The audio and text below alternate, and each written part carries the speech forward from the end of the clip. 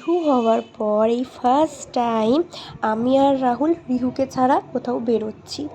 ওই যে দেখতে পাচ্ছ ঠাম্মির কাছে বসে আছে, ওকে কিন্তু একদম দেখা দেওয়া যাবে না, দেখা পেলেই অশান্তি, একদম চুপি চুপি বেরিয়ে যেতে হবে। আর আমরা আজকে মানে কোথাও যাচ্ছি না, জাস্ট এমনি ঘুরতে বেরিয়েছি।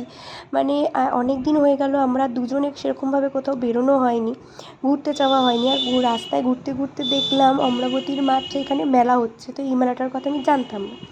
তো যাই হোক আমরা ঢুকে পড়লাম মেলায় যথারীতি। আর মেলায় ঢুকেই রাহুল ওর ফেভারিট ঘুগনি খেয়ে নিল। আর তারপরে এইখানে দেখতে পাবে একটা জায়গায়, দেখো ওই যে তার মাম্মামের কোলে করে ঘুরতে এসছে একজন, দেখতে পাচ্ছ, উনিও মেলা ঘুরছেন। আর আমার গলাটা সামান্য একটু ভেঙে গেছে, তো প্লিজ সেটাকে সবাই ইগনোর করো। আর দেখো আমি প্রায় 2 বছর পর এরকম কানের দুল কিনলাম। আর এই দিকে দেখো মেলাটা মানে খুব ছোটোখাটোর মধ্যে হয়েছিল, খুব মানে আমাদের পানিহাটি উৎসব যতটা বড় হয় সেরকম বড় নয়, একদম ছোট্টোর মধ্যে। আর এই দোকানটায় দেখো ভর্তি সফট টয়েস, এত ভালো লাগছিলো দেখতে যে কী বলবো। আর ওই যে পুচকুটাকে দেখছো ক্যামেরা দেখে হাসছে চুপি চুপি।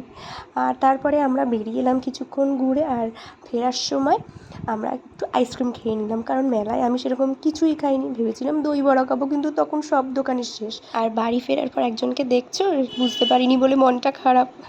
তো চলো আজকের মতো টাটা।